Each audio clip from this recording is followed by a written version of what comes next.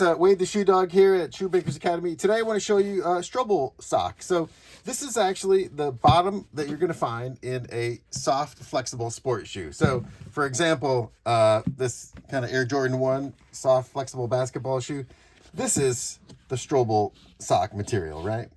Or even this vintage, PU runner here, Nike, same situation. This is also Strobel. So this is the fabric that you use to make these soft shoes, right?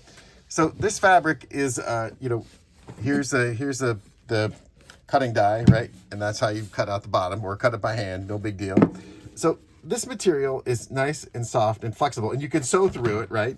Of course, the Strobel is usually done by machine, but of course you can do it by hand.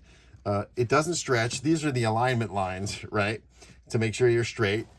And this is generally used to make soft sneaker running type shoes versus, board lasting board, which is a lot firmer. Now, what you can do with these two products together actually is you can make a full length Strobel, but you can actually put a little board last on the back to make the heel stiffer if you want to do a construction like that. So anyways, this is what Strobel is. It comes 8.5 by 11, 2 sheets. This is also available in our shoe material kit.